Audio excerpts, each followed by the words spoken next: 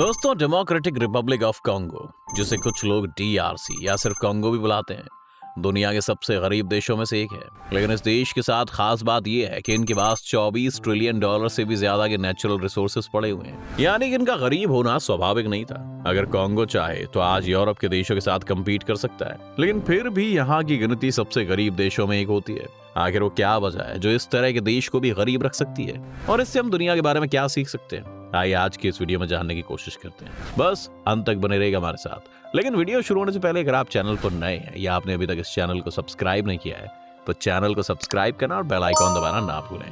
जैसा कि हमने आपको बताया कि कॉन्गो के पास आज $24 ट्रिलियन के नेचुरल रिसोर्सेज हैं। ये इतना पैसा है कि अगर कॉन्गो से एक्सट्रैक्ट कर ले तो अगले 25 सालों तक बिना कुछ काम किए भी यहाँ के लोग यूरोपियन स्टैंडर्ड ऑफ लिविंग को अचीव कर सकते हैं, और ये दुनिया की टॉप इकोनॉमिक्स में से भी एक हो सकता है। लेकिन अगर हम असली नंबर्स को देखें तो आज इस 10 करोड़ की आबादी वाले देश की कुल GDP $55 बिलियन है। ये कितनी कम है इसका अंदाजा आप सिर्फ इस बात से लगा सकते हैं कि हिंडनबर्ग रिपोर्ट के आने के बाद इससे दोगुना पैसा तो गौतम अडानी ने गवा दिया है। तो कैसे हुआ इस देश का ये हाल? ये जानने से पहले हमें ये भी पता होना चाहिए कि जिस 24 ट्रिलियन की नेचुरल वेल्थ की हम बात कर रहे हैं वो क्या है। अफ्रीका के बीचों बीच बसा ये देश आज जेमस्टोन्स, मेटल ओर्स और पेट्रोलियम तो प्रोड्यूस करता ही है, लेकिन इसके साथ साथ इनके पास कोबाल्ट और लिथियम भी बहुत ही भारी मात्रा में अवेलेबल है, जिसके ऊपर आज सारी मॉडर्न इकोनॉमीज बेस्ड है। आपको फोन्स, लैपटॉप्स और हर उस चीज जिसमें एक बैटरी की जरूरत होती है उसमें लिथियम और कोबाल्ट की जरूरत पड़ती है।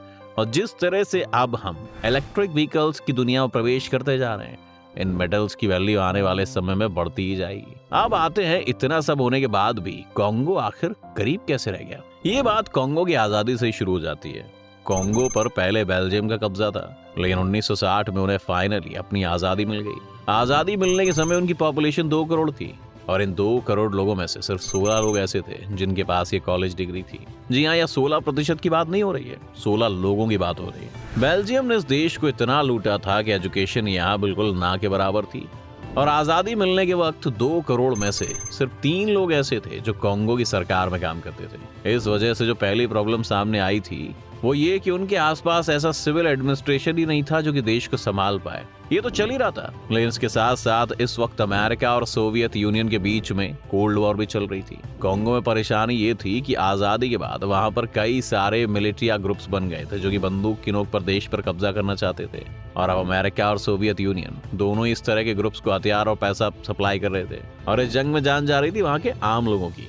इसके बाद 1965 में फाइनली वहां अमेरिका की मदद से मिलिट्री ने सरकार का तख्ता पलट कर दिया और सत्ता में आ गए मोबुतु सेसे सेको। इस मिलिट्री गवर्नमेंट के साथ ही कॉन्गो में करप्शन का एक नया दौर शुरू हो गया। बाहर तो वायलेंस चल रहा था जिसे इन्हें कंट्रोल करना था, लेकिन अब कॉन्गो की वेल्थ को एक्सट्रैक्ट करने के लिए भी इन्हें देश में इन्वेस्टमेंट करने की जरूरत थी और लोन्स भी चाहिए थे। लेकिन फॉरेन इन्वेस्टमेंट के लिए सबसे जरूरी चीज होती है सिक्योरिटी एंड स्टेबिलिटी। अगर हर तरफ मिलिटिया के लोग AK-47 लेकर घूम रहे होंगे तो कोई भी कंपनी कॉन्फिडेंटली वहां अगर बड़े बड़े माइनिंग ऑपरेशन सेटअप नहीं कर सकती।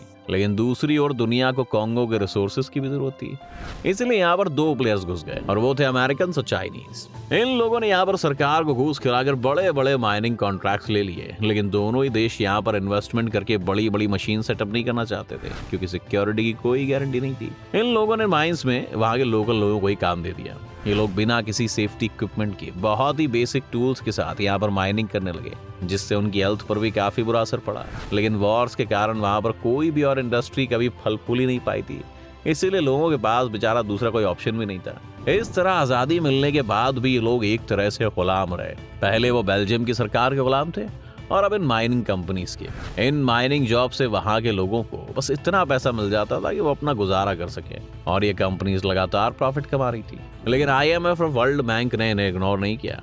जब भी कोई देश गरीब होता है तो वर्ल्ड बैंक या IMF से लोन ले सकता है, जिससे कि वो अपने यहाँ पर इंफ्रास्ट्रक्चर डेवलप कर सके, और जब उसके पास इन प्रोजेक्ट से कमाई के साधन आने शुरू हो जाए तो वो उस लोन को चुका सके।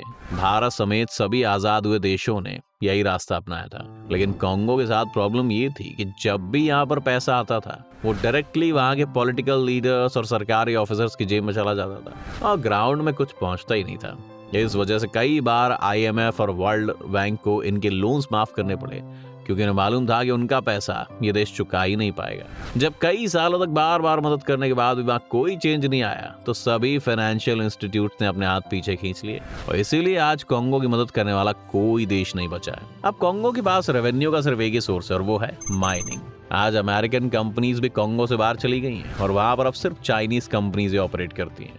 आज चाइना कॉन्गो में 19 में से 15 इंडस्ट्री माइंस को कंट्रोल करता है और चीन जानबूझकर बच्चों को इस काम पर लगाता है क्योंकि उनसे कम पैसों में काम करवाना ज्यादा आसान है। कॉन्गो डोंगफेंग माइनिंग एक चाइनीज माइनिंग कंपनी है जो यहाँ पर ऑपरेट कर रही है। इस कंपनी के कस्टमर्स में टेस्ला और फोक्सवैगन जैसी बड़ी कंपनी शामिल है। 2016 में आई एक एनजीओ की रिपोर्ट के मुताबिक चीन की ये कंपनी अपने वर्कर्स को अब्यूज करती है, उन्हें बिना कॉन्ट्रैक्ट के घंटों तक काम करवाती है और साथ ही उन्हें देर तक भूखा भी रखती है। इन माइंस में अगर कभी किसी वर्कर की मौत हो जाए तो ये कंपनी इस मौत को सरकार को रिपोर्ट तक भी नहीं करती, बल्कि उसे वहीं दफनाकर बॉडी को छिपाने की कोशिश करती है ताकि काम न रुके। इस काम के लिए उस वर्कर के घर वालों को भी एक मामूली सी रकम दे दी जाती है और कोबाल्ट के नाम पर यह खूनी व्यापार चलता रहता है। इन माइंस में लोगों को जबरदस्ती काम करवाने के लिए कई सारे गार्ड्स हायर किए जाते हैं जो लोकल मिलिटिया से होते हैं। AK-47 लिए खड़े हुए ये गार्ड्स फॉरेन प्रेस को भी आने की इजाजत नहीं देते। कॉन्गो की सरकार भी इस पूरे खेल में शामिल है और स्लेवरी के बदले उनकी जेबें भी चीन की कंपनी द्वारा भरी जाती हैं। कॉन्गो में एजुकेशन का हाल आज भी बहुत अच्छा नहीं है क्योंकि सरकार के लिए यही ज्यादा फायदे का सौदा है कि वहां पर लोग अनपढ़ और गरीब ही रहें। अनपढ़ और गरीब सिटीजन्स अपनी सरकार से ज्यादा डिमांड नहीं करते और ना ही अपनी सरकार का विरोध कर पाते हैं। इसलिए जब तक जनता इस तरह अंधेरे में रहेगी सिर्फ तभी वहां पर सरकार पैसा कमा सकती है। सरकार के साथ साथ इंटरनेशनल कम्युनिटी भी इस देश को डिस्टर्ब नहीं करना चाहती क्योंकि अगर यहाँ पर सचमुच में इकोनॉमिक रिफॉर्म्स कर दिए गए और स्लेवरी को खत्म कर दिया गया तो फिर कोबाल्ट भी महंगा हो जाएगा क्योंकि अब उन्हें लेबर को अच्छे से पे करना पड़ेगा। इसकी वजह से दुनिया के सभी इलेक्ट्रॉनिक गैजेट्स महंगे हो जाएंगे और कोई भी कंपनी नहीं चाहती कि उनके प्रॉफिट्स कम हो। और आज के पूंजीवाद समाज में तो हर देश में पॉलिटिकल पार्टीज पर इन कंपनीज का ही कब्जा रहता है। वरना जो अमेरिका डेमोक्रेसी के नाम पर इराक और लीबिया जैसे देशों के डिक्टेटर्स को हटाने में सबसे आगे रहा, वो क्यों नहीं कॉन्गो में जाकर भी वैसा ही कुछ करता, क्योंकि उन्हें पता है ऐसा करने से चीन भी नाराज हो जाएगा और अमेरिकन कंपनीज भी। कॉन्गो को आज हम सही रूप में एक मैन मेड डिजास्टर कह सकते हैं जहां पर जानबूझकर लोगों को एजुकेशन और इकोनॉमिक रिफॉर्म से वंचित रखा जाता है ताकि वहां के लीडर्स अपनी जेबें भरते रहें और दुनिया की बड़ी बड़ी इकोनॉमीज वाले देशों को उनका रॉ मटेरियल सस्ते मिलता रहे। पर हमें कभी कभी ये भी सोचना चाहिए कि क्या वाकई ये 21वीं सदी है? क्या वाकई 21वीं सदी में फोर्स लेबर और स्लेवरी के कारण इस टेक्नोलॉजी के रेवोल्यूशन को एंजॉय कर पा रहे हैं? और क्या आज इन कंपनीज और इन सरकारों में इतनी मानवता भी नहीं बची है कि इन लोगों को वो एक डिसेंट लिविंग स्टैंडर्ड दे सके? सवाल तो कई है लेकिन शायद इन्हें भी बुला दिया जाएगा। आपको क्या लगता है अगर कॉन्गो को डेवलप होना है तो क्या चेंजेस की जरूरत है? अपनी राय हमें कमेंट में जरूर लिखें। उम्मीद है आपको आज की इस वीडियो से काफी कुछ नया सीखने को मिला होगा। अगर आपको ये वीडियो पसंद आए तो वीडियो को लाइक करें और अगर आप इस चैनल पर नए हैं तो जाने से पहले से सब्सक्राइब करना भी ना भूलें।